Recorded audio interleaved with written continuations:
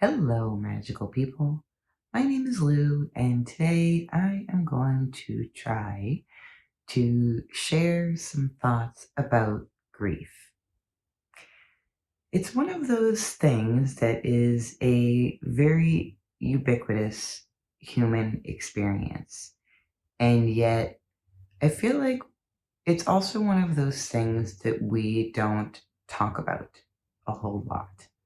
And as a result of not talking about it a whole lot, I think we also maybe don't get as many opportunities as we could about how to successfully navigate those experiences of grief. I don't really have an aim for this video aside of trying to get some of my own thoughts out there and in order. It's one of those videos that I've been getting the feeling that I needed to make for quite a little while. And it's likely that this won't be the only video on grief that I will make. It's a complex thing, and I'm rather than this video being the end result of a clarifying thought process, I'm actually hoping to use it to help clarify my thought process a little bit, and I hope that you get something out of it. Because like I said, this is a very common human experience to have.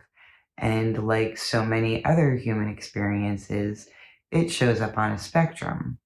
So when we hear the word grief, I think oftentimes it's one of those words like trauma, where we kind of always assume one end of the spectrum only is associated with that word. But that's not, in fact, the case. You can have grief without there being a traumatic, life-changing situation. It may just be on a different end of the spectrum or a different place on the spectrum. But that doesn't mean that it's not grief. And it doesn't mean that being an emotion that shows up in our life and in our body, even if it is mild, comparatively speaking, that doesn't mean it's not giving us an opportunity to just be with ourselves and address those feelings and where they're coming from. In the last few years of my life, I've had plenty of opportunity to spend time with the energy of grief.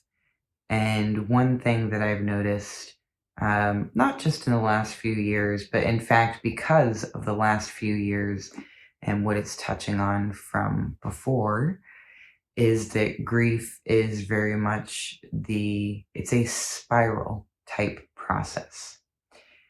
And what I mean by that is it is indicative of a circle wherein as we go through life's experiences and there are themes that come up over and over again, that as we interact with those themes, we are likely to have previously similar themed memories and emotions and experiences also be sort of reactivated by those new instances. So it's circular, and we go by this same, we engage in a dance with these same energies over and over again. But it is not a circle. It is, in fact, a spiral because there is depth to it. And when we come around again to that same old hurt in a new iteration, we are experiencing it, in fact, from a slightly different perspective. And when I was thinking about making this video a little while ago, this really beautiful image just came to my mind, and I'm going to try and describe it to you. So imagine, if you will, a web.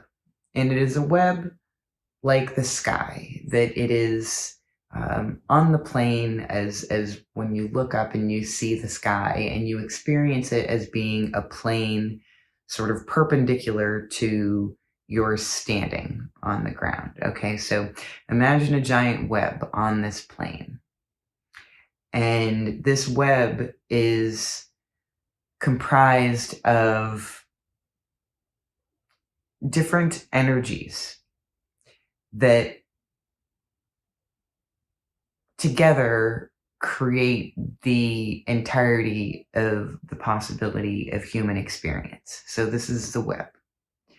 And then from that web are hanging these spirals. And this is where it gets kind of hard to describe an image that is so rich in your mind, is that even though the web is on a level like this, it also somehow has depth to it. And so these spirals that are suspended by and from and within this web touch on the energies that create the web. And when they do, they kind of like the way a spider senses something happening in a spider's web is it creates these vibrations as these energies of your experiences spiral through your life as they interact with the energies that are this web of the potential of human experience. And as these interactions and these vibrations occur, it's almost like an electrical impulse going down a neural pathway. Things light up, things light up within these interactions. And it's one of those things that can be pretty painful when we're talking about the grief string in the web. Because when we find that our grief is reactivated by a new experience, it shakes up all of those prior experiences. And if they were big enough or painful enough or unresolved or unacknowledged enough, then it will sort of compound the pain of current grief quite significantly. And I think that personally, I have been experiencing a lot of that over the last few years. And, I've kind of had that sort of happen again. I was sort of approaching a time of an anniversary of deep sadness. And just a few weeks before that, found out that a friend of mine had died. And also my favorite little squirrely friend also died just within the span of a few days. And the anniversary of the deep grief in the grand scheme of things is still relatively new. It's the third anniversary. And I'd been doing pretty well, honestly. Like, I'd been able to experience the little grief bubbles as they came up, but was able to stay with them rather than becoming lost to them or lost in the narratives that I and many others, like myself, create during those painful times or recreate or reenact. And so I was doing pretty okay. But then, first I lost Scrappy, that's the squirrel friend. And then a few days after that, I found out about the death of my friend Lindsay, which was just really unexpected and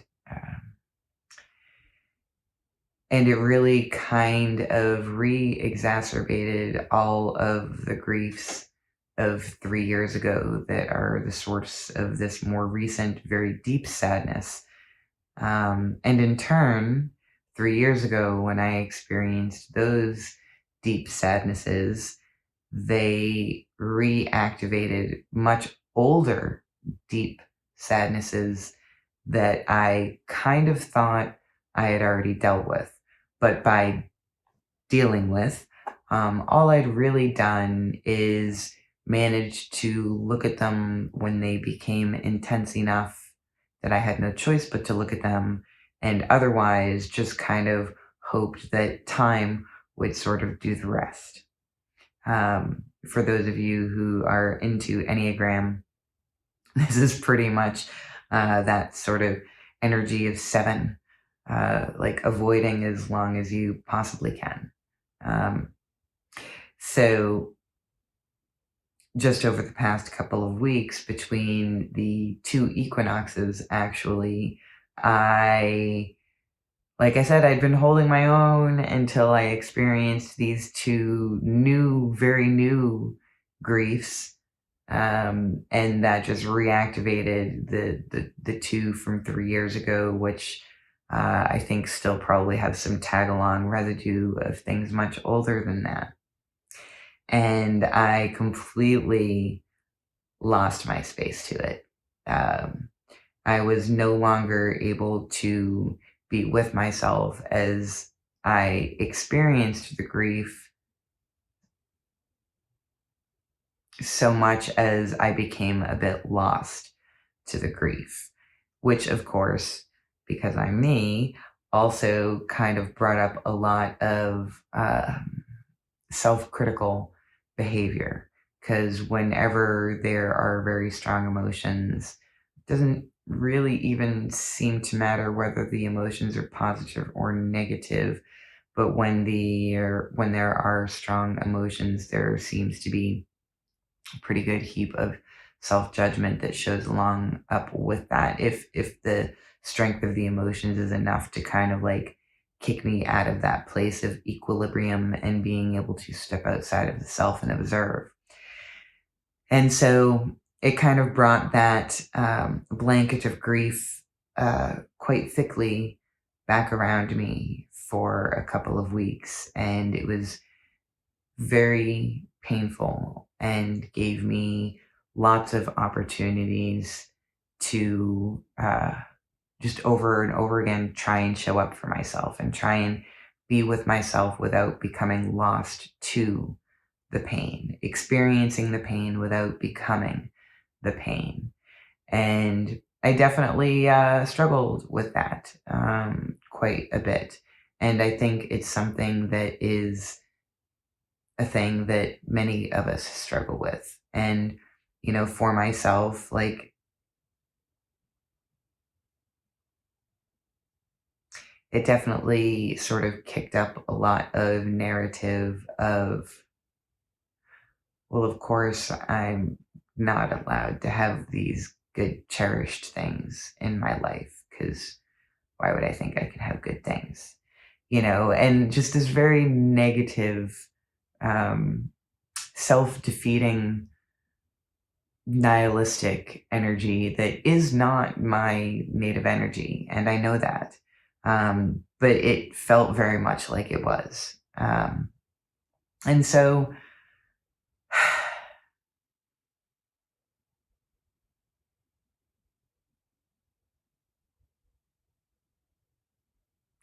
I think one of the reasons why I felt compelled to make this video is because I don't think I'm alone in having these kinds of experiences. I mean, for you, it's probably not the passing of a friend. It's probably not the loss of a squirrel, or many of the other previous uh, other things that it could be. Maybe it's the loss of an experience, or a relationship, or a job, or a place, or a circumstance, or it could be anything. It doesn't matter where the grief comes from. All that matters is that when we experience it, we just try to show up and let ourselves have those feelings, let those feelings move through our body. And for me, that shows up sometimes as crying.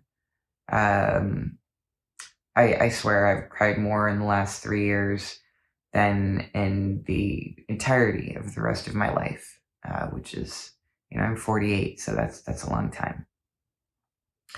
So sometimes it's that. Other people will probably experience grief in different ways.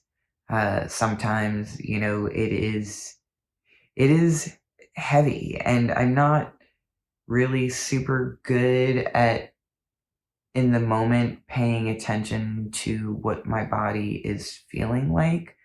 But what I can say is that after the experiences of spending so much time dancing with this heavier energy of grief and often losing my space to it and being in it rather than observing it, um, I can see the toll that it has taken on my body and the way that my body feels just generally. So I know that that must be something that I was kind of under the radar experiencing along the way, because now I'm feeling the cumulative effects of it. So, like I said, different people will notice grief in their body and in their space differently. But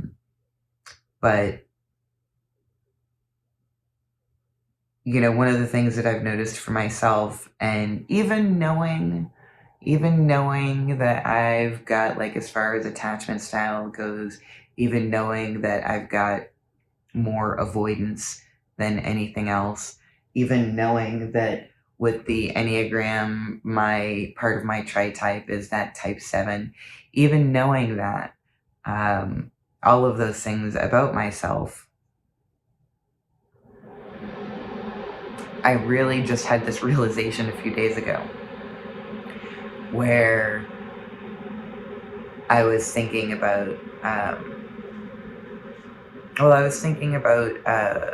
Scrappy, actually, and how, unlike with the human losses in my life who had plenty of loved people to sing their praises to the universe and to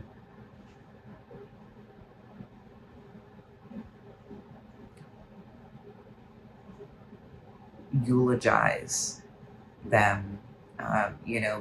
My more recent squirrel losses, which it's been the two that I was friends with, really. Like, I've got a whole bunch that I named, but both of the ones that I had a real connection with, um, like years long connections. Uh, I lost both of them this year, one in May and one in October. And it occurred to me that, there's nobody else who would eulogize these squirrels of all things. And yet, their existence also mattered. And so I was thinking about doing a squirrel eulogy, which I probably will do and maybe make a video of. But here's where the realization comes in, is that I realized that in order to eulogize them properly, I'd have to go back and look at all of my old videos and old photographs and actually revisit the positive memories that were made in the moment of enjoyment and engagement and interaction, and how painful that was going to be, and how I not only didn't want to do it, but historically don't do things like that. Like, I really want to avoid those sad feelings. Like, I don't listen to music that's going to make me sad. I don't really watch movies anyways, but I don't watch movies that are going to make me sad. I don't like to feel sad. Um,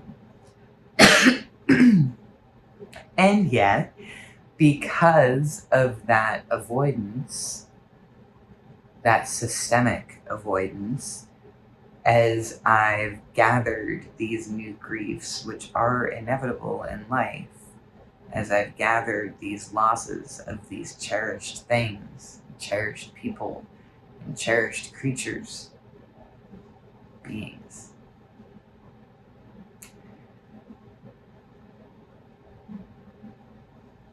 the pain of them was so much more because of the avoidance of dealing with the previous ones. So, like, even though I knew, I got another opportunity to learn, which is just another example of how the spiral works.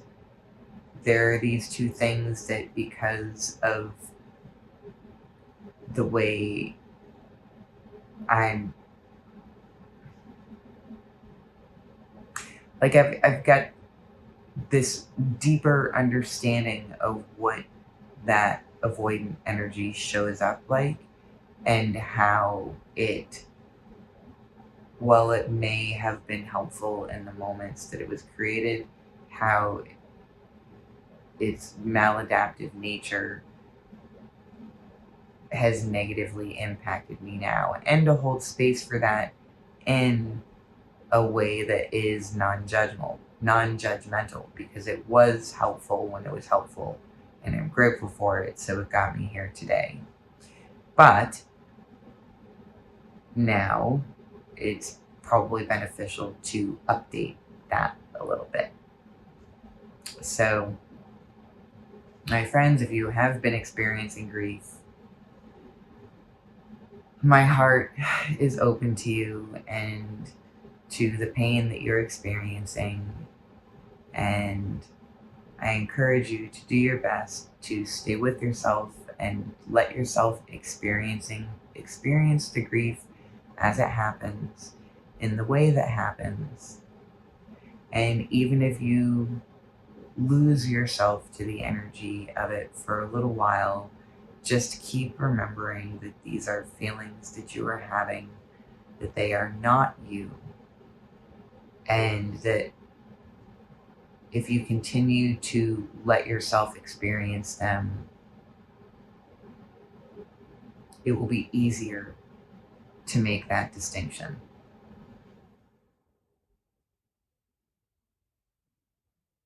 I hope some of this made sense.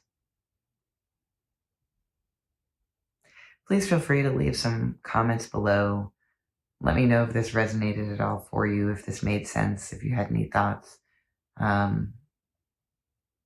Above all, don't forget to be kind and gentle with yourselves, and I will see you soon.